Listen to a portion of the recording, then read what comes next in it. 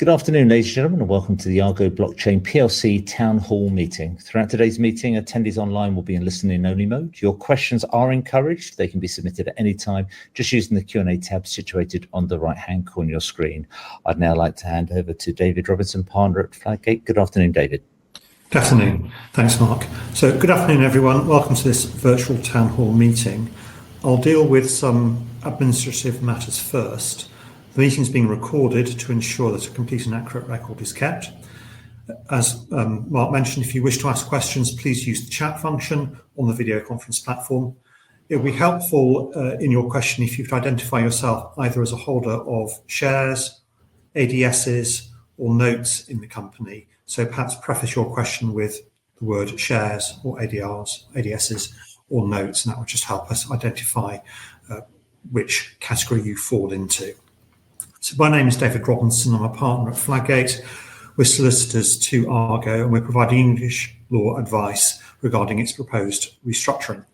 I'm joined by my partner, Jeremy Whiteson, by Argo CEO, Justin Nolan, and John York, the retail advocate. Scott Beach, Argo's GC, is also online. John, the retail advocate, acts as an independent representative of those shareholders and note holders that are not professional or institutional, otherwise known as retail holders. The retail advocate's role is to act as an intermediary between Argo and retail holders, and not to provide them with legal advice. John will speak after I've summarised the restructuring plan. The purpose of this meeting is to provide you with information regarding the proposed plan and to give you an opportunity to raise questions on it. After we've spoken, we will try to answer your questions. Any questions which we're not able to answer during the meeting can always be addressed to John in his capacity as retail advocate using the email address which is in the explanatory statement found on the plan website. If there's any inconsistency between what we say in the meeting and any of the information in the on the plan website in the written documentation, particularly in the explanatory statement, that written information prevails over what we say. So I'm just going to take you through the key points in the restructuring plan, explain the process, and then open it up to some questions. So a restructuring plan is an English law procedure which allows a company in a difficult financial position to restructure its capital to enable it to keep trading. Under this procedure, the company proposes a restructuring plan, and if this receives the court's approval, its terms bind all creditors and or shareholders, including those who do not consent to or vote to approve the proposal. As regards to the process we're in, Argo asked the court for permission to call meetings where plan participants, which are shareholders, note holders, and the secured lender growler, to attend plan meetings to vote for or against the restructuring plan. This request was made at a court hearing known as the convening hearing. That was on the 5th of November. At this hearing, the court was not asked to decide whether the plan is fair or whether it would approve it. The court simply considered whether Argo had met the legal requirements to call the meetings with the plan participants, which the court confirmed it had done so. Argo then sent to plan participants detailed information regarding the restructuring plan and the effects it will have on their legal rights ahead of the plan meetings, which will be held on 2nd of December. This detailed information, including details of how to vote, is contained in the explanatory statement, which is on the plan website. Following the plan meetings, there will be a second court hearing on the 8th of December, where Argo will ask the court to approve the plan. The court will consider whether the plan is fair, especially considering the effect the plan will have on plan participants in comparison to the relevant alternative. The relevant alternative is the most likely scenario to occur if the plan is not sanctioned. In this case, that would be an administration of Argo leading to an orderly wind down or liquidation. The court will also consider at the sanction hearing whether the company has fairly allocated the benefits generated or preserved by the plan. I'll cover this in more detail shortly.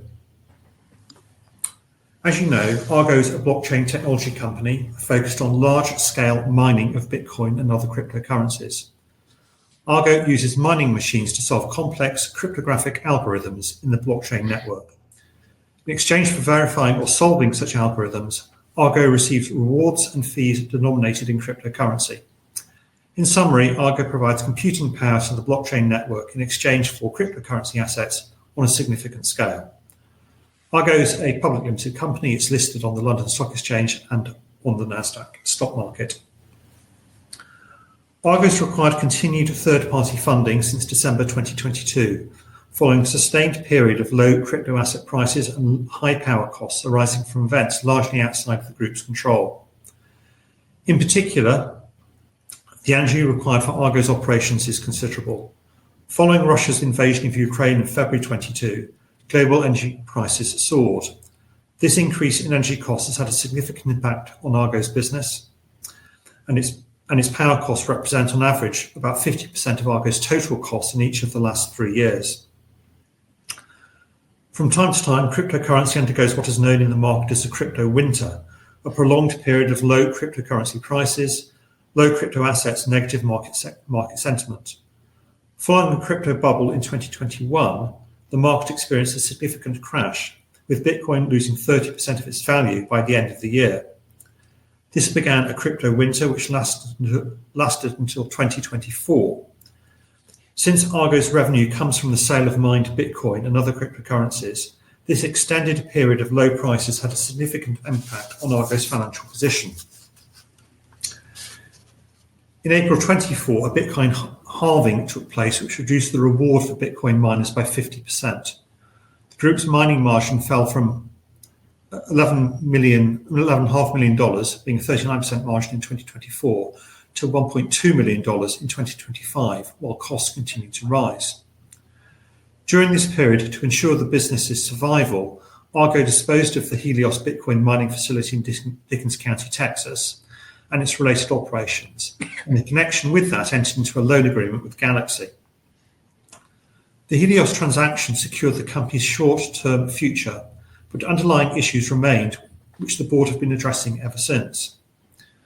Argo instructed its investment banker Stifel to undertake extensive marketing between September 23 and June 25 to find an interested party to invest in the business. Interest was, however, limited due to the various challenges, including the debt burden placed on the business. This process resulted in 4 proposals, including the proposal made by Growler, which was ultimately pursued. There was also an extensive investigation into potential insolvency and restructuring procedures in October 24.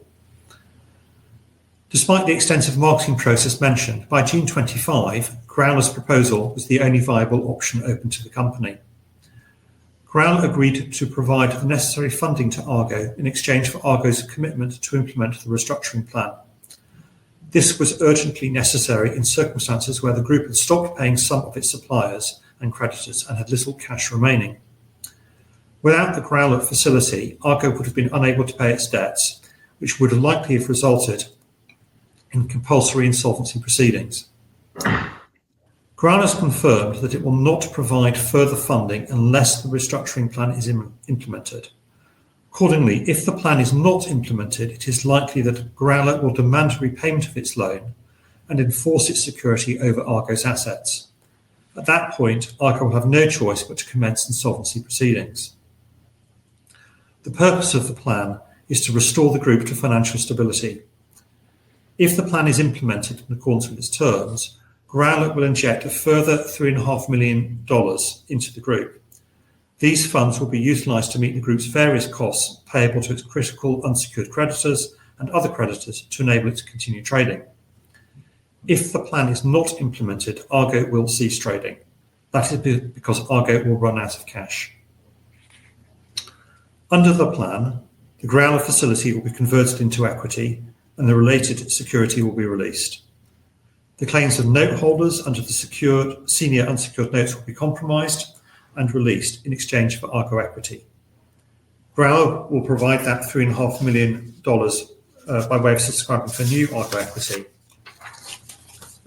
And Growler will transfer to Argo the shares in Growler USCo, to which Growler will transfer Growler mining assets in exchange for newly issued Argo equity. As a result of these steps, Growler will own 87.5% of the enlarged share capital of Argo. Note holders will hold 10%, and existing shareholders will hold 2.5%. Under the plan, shareholders will keep the full entitlement to their shares, subject to dilution. Shareholders will retain all other benefits attached to their shares, for example, the entitlement to vote and to receive a dividend should one be declared. It's believed that dilution will not cause the economic value of the diluted shares to be less than their economic value in an administration or a liquidation of Argo, which, as I've mentioned before, is the relevant alternative. The effect of the plan on those shareholders holding equity interests through ADSs, i.e. Argo shares that are traded through NASDAQ, will be as follows.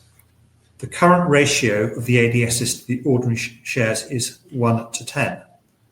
However, the company has to maintain a trading price of the ADSs of more than $1 for more than 10 consecutive business days prior to 14th January 26, which is the date set by NASDAQ, in order to remain listed on NASDAQ.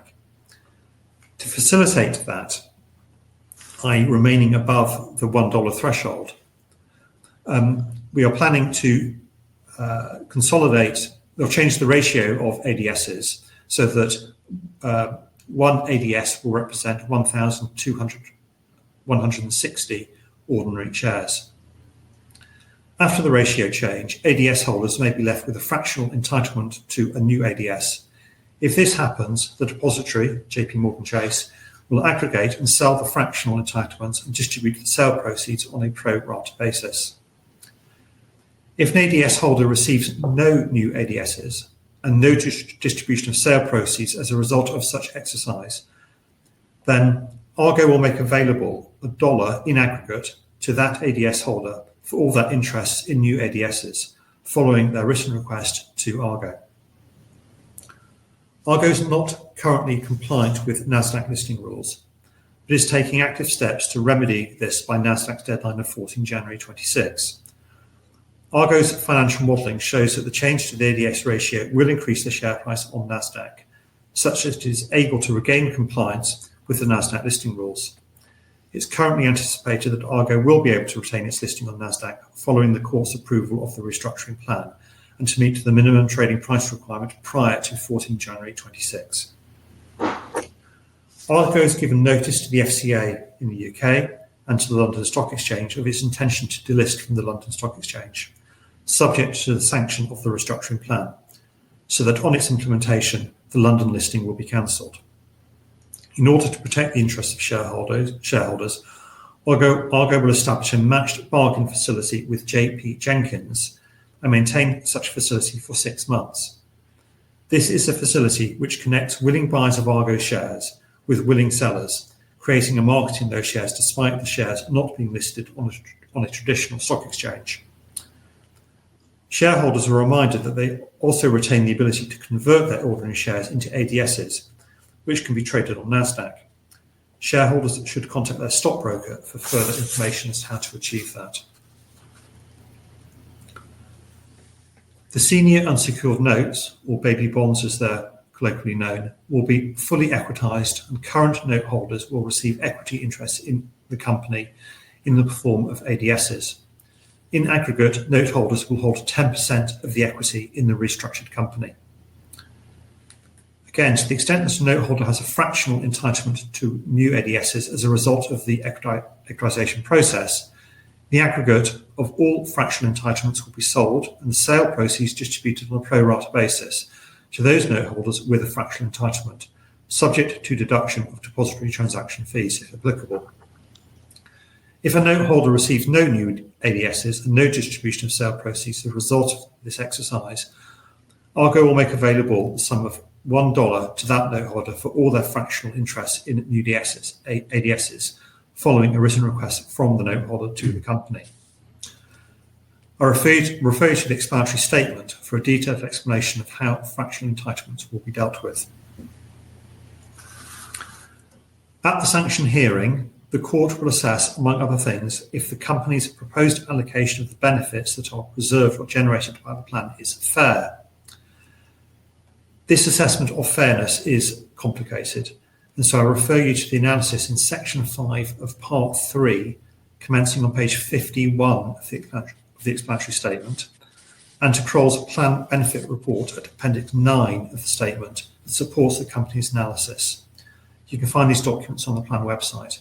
Again, those references are Section 5 of Part 3, commencing on page 51, and Appendix 9. In summary, as per paragraph 5.5 of Section 5, Part 3 of the explanatory statement, a calculation was made to compare the financial benefits created by the restructuring, namely the difference between the day one post-restructuring value of the company and the value of the company in the relevant alternative of insolvency. This difference is the value preserved by the restructuring, or plan benefits. Argo has then sought to allocate those plan benefits in accordance with the contributions being made by plan participants. The contributions considered include the assets being contributed to the restructured company and the release of existing debt and other legal rights. A determination of the allocation of benefits referable to those contributions was then made and will be considered by the court in detail at the sanction hearing. The allocations were the subject of a negotiation between Argo and Growler. Subsequent to that negotiation, Kroll Advisory were engaged to prepare the plan benefits report. The plan benefits report includes a comprehensive analysis of the contributions and Kroll Advisory's conclusion regarding the fair allocation of the benefits of the plan between stakeholders. The company has considered this report in depth and has concluded that the offer being made to note holders and shareholders in the plan adequately meets the relevant criteria. The directors of Argo believe that the proposed allocation of the benefits generated or preserved by the plan is fair and represents the best possible outcome for plan participants and other stakeholders with a genuine economic interest in the company. It's part of the retail advocate's role to cast a critical eye over the fairness of the plan, and John will talk to that. Although this summary has taken some time, it is just that, a summary. Please do refer to the explanatory statement on the plan website, which sets out all the necessary information that you will need in order to make an informed assessment as to how to vote at the plan meetings on the 2nd of December. Appended to the explanatory statement is the restructuring plan.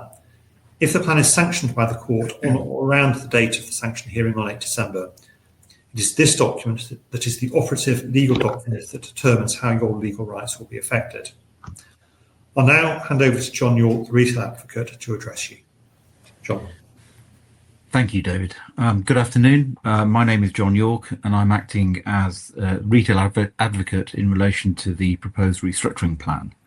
I'm a solicitor of some 39 years standing, and since 1997, I've worked extensively on schemes of arrangement, which were the forerunners to restructuring plans such as this one. I've acted as retail advocate on 6 other schemes of arrangement or restructuring plans involving retail investors or creditors. I've been engaged by the company to act as an independent retail advocate in order to liaise with and put forward the views of note holders and shareholders who are members of the public and may not understand the implementation of a restructuring plan, as well as institutional investors or note holders and shareholders who are in a position to take legal advice. I must make it clear that whilst I've been engaged by and I'm being paid by the company, I'm independent of it. My contract is available on the plan website and specifically provides for my independence, that I owe no duty to the company and that I may draw conclusions that are adverse to the interests of the company when preparing my reports. I've set up an email address at jy@abadvocate.co.uk, which is available on all the plan documents. And I have or will be responding to any emails sent to me by note holders, shareholders, or their advisors. I'm happy to deal with questions at this town hall meeting and by email if any retail investors or their advisors want to raise anything with me after the meeting.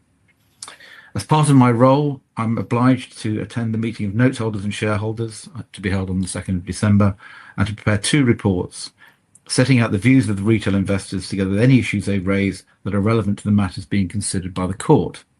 The first of these was prepared for the convening hearing on the 5th of November and is available on the plan website. I will be preparing a further report setting out any issues of fairness and any other matters that the court will consider at the sanction hearing on the 8th of December, and I will include any matters raised at this meeting that are relevant to the sanction hearing in my report, together with any emails I receive after the meeting or have already received. Thank you, David.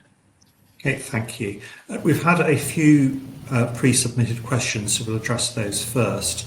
The first two relate to the number of new shares to be exchanged for each Argo bond. Note holders will have 10% of the enlarged equity, which is roughly 2.8 billion shares in the enlarged entity. The face value of the notes is $40 million. So ignoring accrued interest for this purpose, on the basis of $40 million worth of notes in issue, it means that each $1 of notes would receive roughly 72 ordinary shares. So ordinary shares rather than ADSs, this calculation is done on. So roughly 72 shares per $1 of notes. That's the first two questions. The next question was about the delisting from the London Stock Exchange, and will we be providing a purchase and sale facility for shareholders? Or are your shares now virtually worthless, and are you close to going into administration? So, as I mentioned, the company will be providing a facility through JP Jenkins for 6 months post delisting, so that there is a trading facility available. Shareholders also have the ability to convert their ordinary shares into ADSs, and the company will shortly be publishing further information about how to do that. We'll publish a regulatory news service announcement through the London Stock Exchange about that. But in short, your stockbroker should be able to facilitate the conversion into ADSs. The second part of the question, are our shares now virtually worthless? Well, the company's financial position is severe, and if the plan doesn't go ahead, as I've said, the most likely, almost certain outcome is that the company would need to go into administration and or liquidation. And in that scenario, the likely outcome is that the secured creditor would take what value is there, leaving nothing left for the unsecured creditors, such as shareholders and note holders.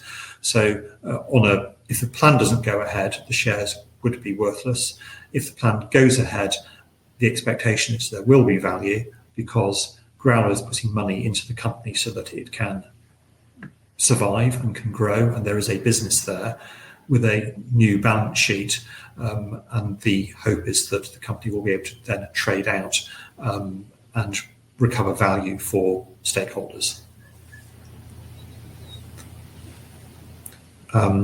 The next question was about what's going to happen to the shares of retail investors on the LSE after the proposed restructuring plan. Well, I've covered that. The next question is, Growler's contributing non-energised assets. Can you define what that means? Do you have an itemised list of what this entails? There is an itemised list in the transfer agreement, which is appended to the back of the explanatory statement. So that is there. So you can see that there. So look at the plan website. Justin, you've seen the assets, so perhaps you can talk to those a little. That might be helpful. Sure. The assets are transformers, switchgears, and mining machine boxes for Bitcoin mining machines. Okay. The next question is, has the company or its advisors conducted any formal analysis to determine whether the December 22 Helios sale to Galaxy constituted an undervalue transfer under applicable insolvency law? If so, what were the conclusions of that analysis, and will those findings be made available to creditors prior to the vote? So I'll deal with the first bit. There's a follow-on, so I'll deal with the first bit first. There has not been a formal analysis of that sale as an undervalue, or being as an undervalue. At the time the sale was conducted, the company was in a potentially insolvent position, and therefore the company was very alive to the issues that arise when conducting a transaction when potentially insolvent. So yes, an analysis was done as to whether things were being done at an undervalue or whether anybody was being given a preference under relevant insolvency law. And more particularly, the company did have an independent valuation done by Houlihan Lokey at the time. So the board was comfortable that the value that it got for Helios at the time was the appropriate value. With hindsight, that value may look lower than one might expect, because since the sale, the value of data centers has skyrocketed. At the time the transaction was done, and with all the surrounding circumstances, the board were comfortable that it was the right transaction to do and was entered into on the correct basis. Second part of that question is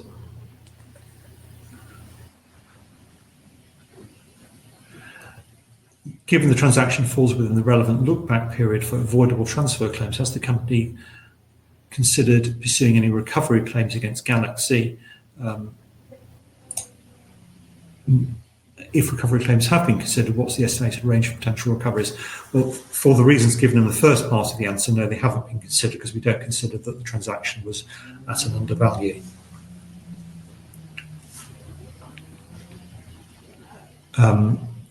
Next question, what's the make and model and TH of Growler's 4225 miners being contributed? What's the electricity power cost in the Growler Tuscaloosa data center? That information should be in the schedule of the assets in the transfer agreement. But Justin, are you able to speak to that at all? There's two different sites. One has power costs of about 5.5 cents, and the other is closer to 6. And at those two sites, we have M60s and SK19s. So those are the make and model. Next question is, what's the options for holders of Argo blockchain shares in an ISA? As you might know, when suspension takes effect in December, one cannot hold the shares in an ISA. Would Argo be floating a buyback option soon? Can UK shareholders be assigned Argo shares in US and still be trading?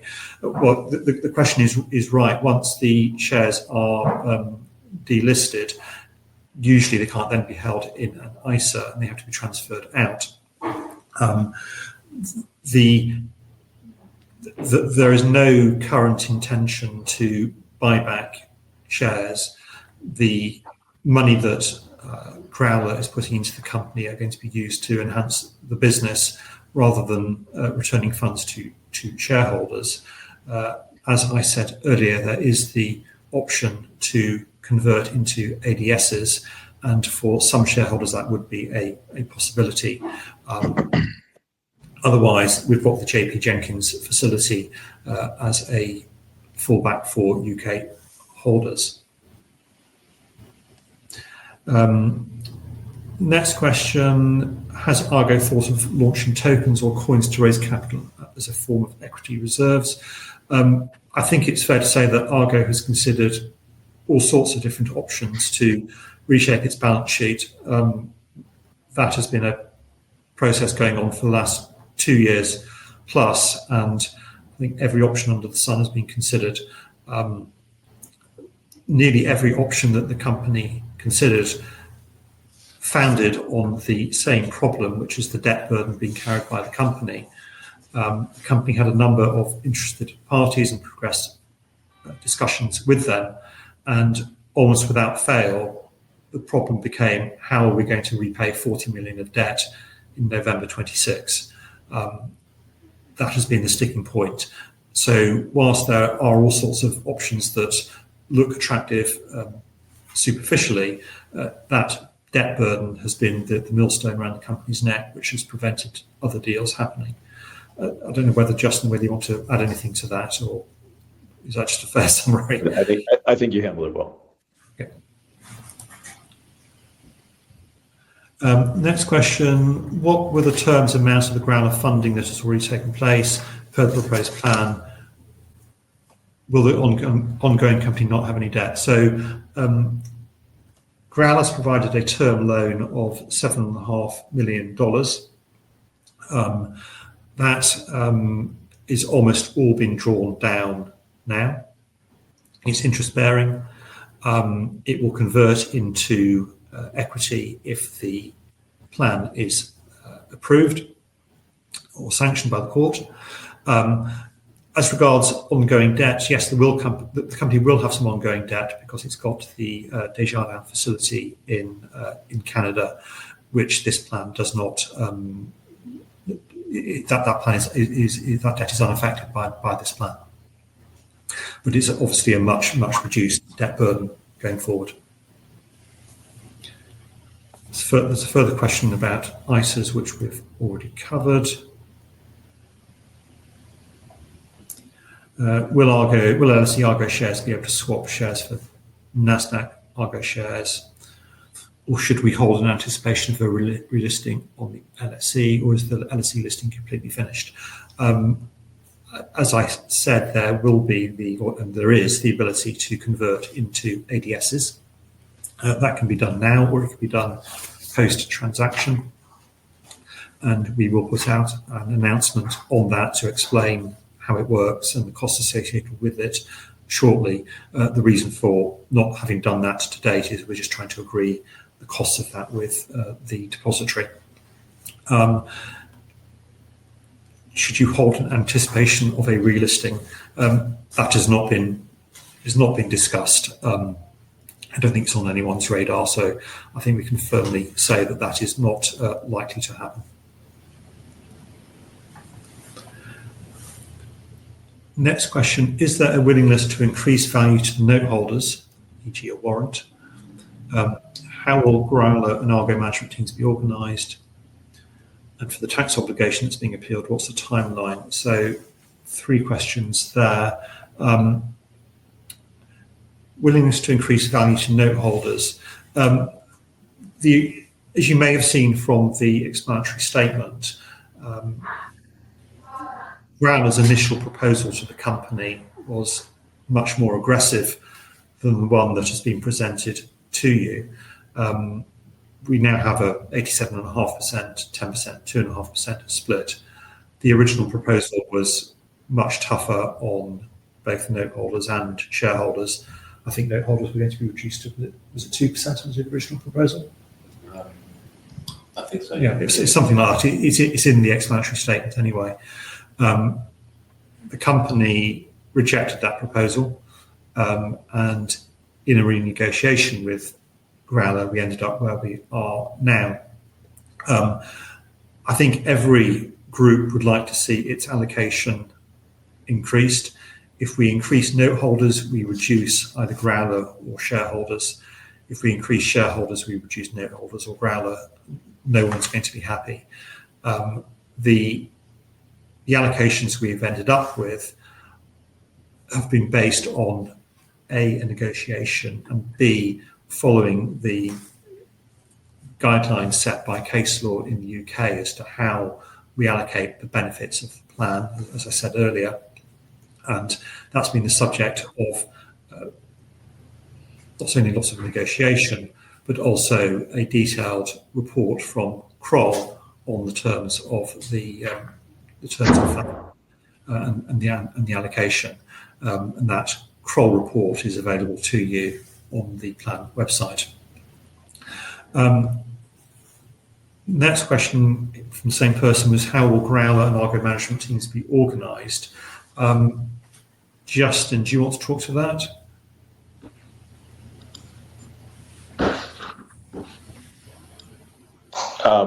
Sorry, David, I'm having a little bit of technical difficulty. What was the question? Yeah, we can hear you and we can see you. So how will Growler and Argo management teams be organised? So Growler is contributing assets only. There are going to be no management coming over from Growler, so Argo's management will continue to run the business. And there may be a Growler representative on the Argo board, but in a non-exec capacity. For the tax obligation that's being appealed, what's the timeline for the decision? Scott, maybe that's one for you. This relates to Canada. Yeah, thanks. So the tax obligations, the main ones being Canada with the CRA and Revenue Quebec, those are still underway and in dispute, and we don't have any firm expectation of when those will be fully resolved, but we're appealing those with the assistance of Ernst & Young. Thank you. Next question is, I'll read it out because it's quite long. The spirit of investing in senior debt is that it has a higher pecking order in restructuring than equity. In this restructuring, equity holders are receiving 2.5% of the new company and debt holders 10%. So debt holders are expected to receive an estimated very low recovery of 7.5 cents on the dollar. Equity holders should receive zero in most circumstances. Not very fair for a senior debt obligation when compared to equity. We propose that an additional 2% stake, total 12% of NewCo, be allocated to debt holders and that equity holders' stake be reduced to 0.5% or receive warrants. That seems to be fairer. As I said, no one's going to be happy with the allocations. We've tried to make it as fair as we can, and we've got an independent report from Kroll regarding that fairness. Sean, could I perhaps ask you to just talk a bit about that in terms of allocations and fairness? Yeah, sure. I mean, the court is the ultimate arbitrator of what is fair, and it will base its decision on the expert evidence that's been put forward. Certainly, I can represent your views to the court that there should be a different allocation, but it very much depends. There's not very little evidence. I've seen this in a number of cases before, where there's always some unhappiness with the allocation of the assets, and the court will look at the expert evidence that's put before it, or the evidence that's put before it, and make a decision. I will certainly bring to the court's attention those representations that are made in relation to the allocations, and the court will make a decision at the end of the day. Thanks, John. We've got another question about whether Argo overpaid for Helios site, how the price was decided. The price that Argo paid for the site was a market price at the time. I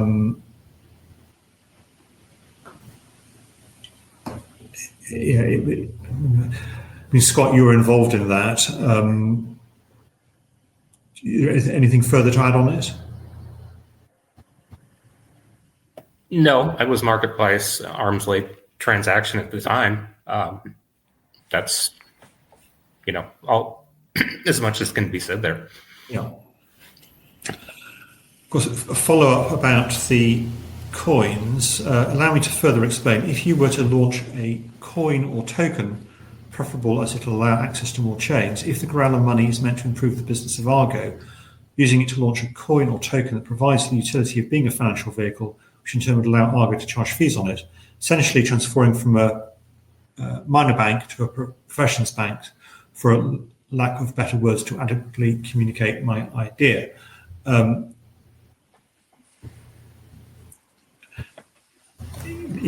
may be a possibility for the business going forward, but I don't think it's going to be a solution to its current distress. As I say, the company's considered all sorts of options and really is out of options bar Growler. The question about Growler owning 87.5% of NewCo and how many individuals will be on the board and how many will be independent of Growler. So Justin and Maria will remain on the board. There'll be one representative of Growler. So the existing Argo team will retain control of Argo at board level.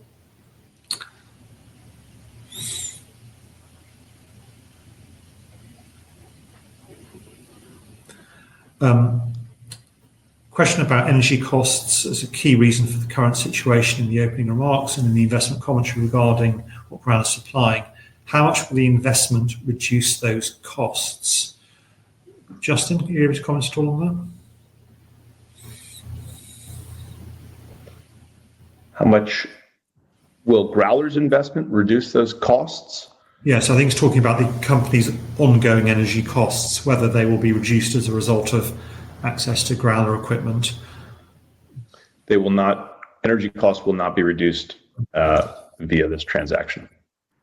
But what will be reduced is the company's obligation to service the debt.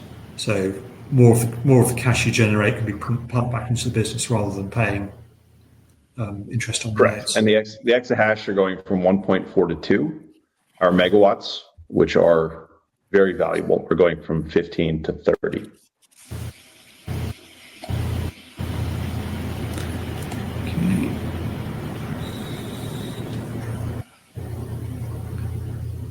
Next question is, why can't the company service 7.5 million debt, allowing the note holders to get a much higher allocation? The company cannot handle that small amount of debt. Investors have to be concerned about the business model being proposed. The 7.5 million was put in for the purposes of the restructuring plan. I mean, it wasn't put in for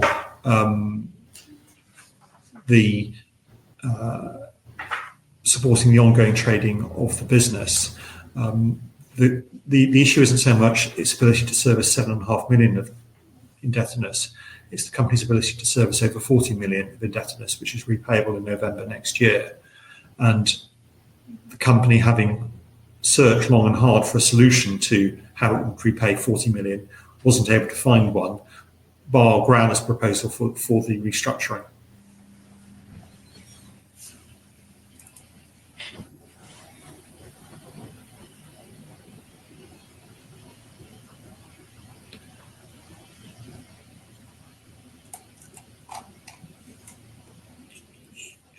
The next comment is around, again, going back to Helios, and Boatman argued that Argo's purchase of land in question had been overpaid for by a factor of 100 times.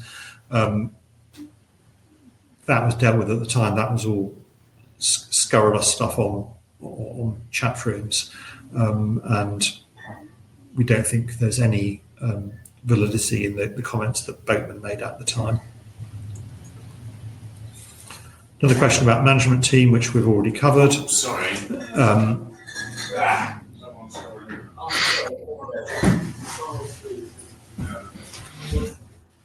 And then next question, how exactly does the approval process work from here? Is it tied to a vote from existing equity and note holders, and what is required for the approval? So we have planned meetings on the 2nd of December. There are 3 planned meetings. One for shareholders, one for note holders, and one for the secured lender. Simple majority can approve the plan in each meeting. And we also have a shareholder general, is it 75% majority, my apologies, to approve the plan. We also have a shareholder general meeting to approve the Rule 9 waiver. That's the Rule 9 waiver of the takeover code, where the threshold is a simple majority.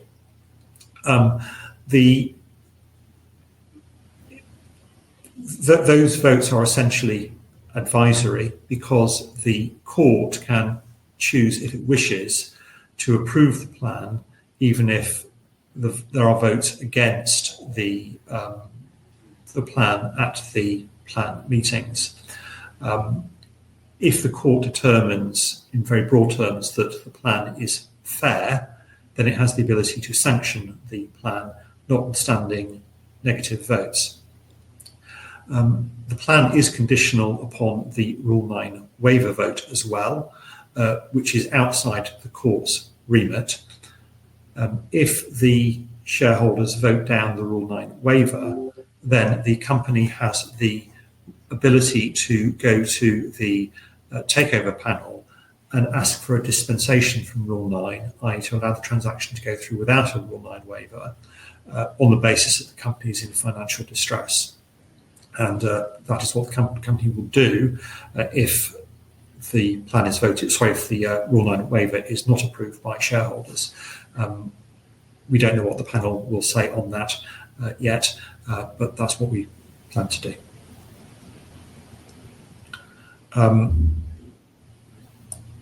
I think I've covered all of the, sorry, there are a few more coming now. Will Argo management be taking a salary cut in the new setup? There have been no changes proposed by Growler to compensation for directors or management, either up or down. In view of the recent upturn in the value of Bitcoin, how do the current board envisage the future profitability of the company? The company's not going to give a profit forecast, but I think it can be assumed that Growler's putting quite a bit of money and assets into this vehicle, into this company, because it thinks there is a future in it. So on the basis that the debt burden has been massively, or will be massively reduced by the plan, that Argo and that Growler's putting money into the company to help the business, the board do believe that there is a future for this company. Go no further than that at this stage.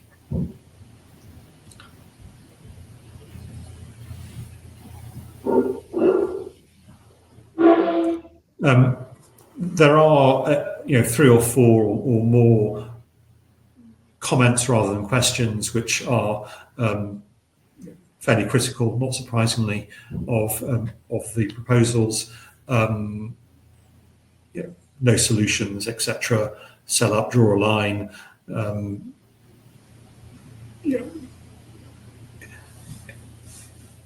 The company does not want to be in this position.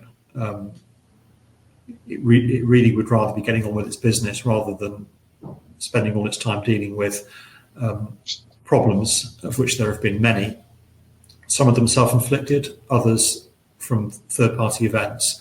But company is where it is, and it is facing an insolvency situation.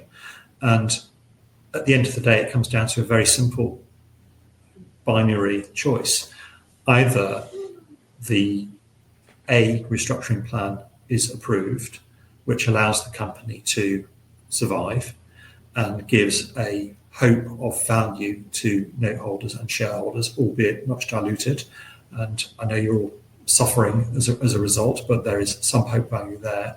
Or the company goes into an administration or liquidation process where the only winner in that process, and it will still be a loser, will be Growler, because Growler will seek to recover its loan to the company. And it is by no means certain that Growler would recover all of the sums that it has advanced to the company.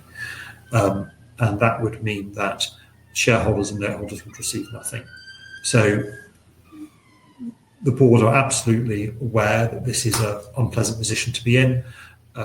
They are very conscious of their duties and are trying to do the best for the company. They recognise that it is not a good outcome for shareholders or note holders, but the outcome that is being proposed in the restructuring plan, in their view, is better than the alternative of liquidation. There are no further questions. There are all. I haven't got this yet. Okay, a couple more. CapEx expected of 25 million in 26 and 27. Please detail the expected CapEx and how it will be financed. Question, i.e. issuing more equity or debt. Justin, do you want to talk to that at all? I'm not sure what CapEx they're referring to. Okay, well, maybe Christian R can put that in the questions, and we'll come back to that. Are there any plans published as to how Argo will reduce its energy costs? there's nothing published about that at the moment. I mean, frankly, at the moment, the entire focus is on getting this restructuring plan through. And once the plan is through, then Justin and team can start addressing the things they want to do, which is actually running a business. This has been a massive distraction for them. And I'm sure that is something that they want to address as soon as they possibly can. Yes, our power costs are pretty good in Canada. I think the power cost discussion that came up about how we needed to reduce power costs was more in line with Helios and the Ukraine war and the spike in nat gas prices, which really caused power prices to go up quite quickly, and it took a while for those to come down. But we're confident that after we emerge, if we are able to emerge, that our power costs are good and we can grow again. The capex number, Justin, comes from the pro forma presented by Stiefel and Kroll. So perhaps, I think that's quite a granular question. So perhaps what we'll do is respond to Christian by email on that one. Well, we've had a chance to go back to the report.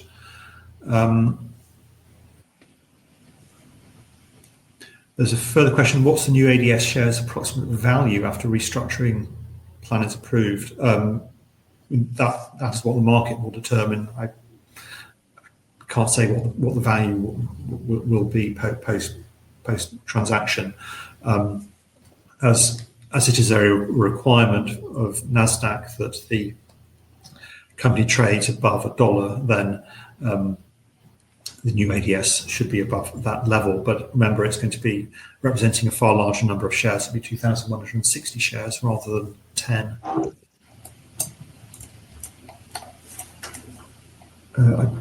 No more questions?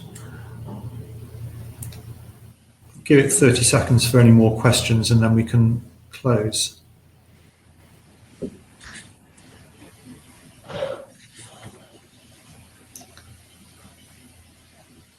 John, is it just worth restating the ability to email you and to for you to put points before the court?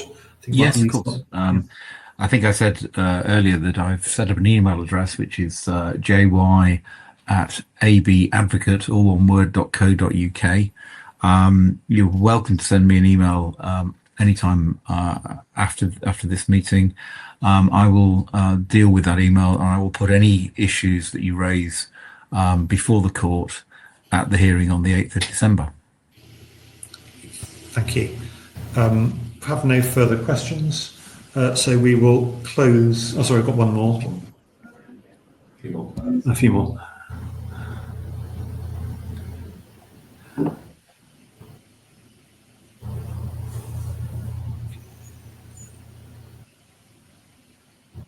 Okay, so someone else would like the answer to the CapEx question, which we'll let everyone have, either through this platform or otherwise.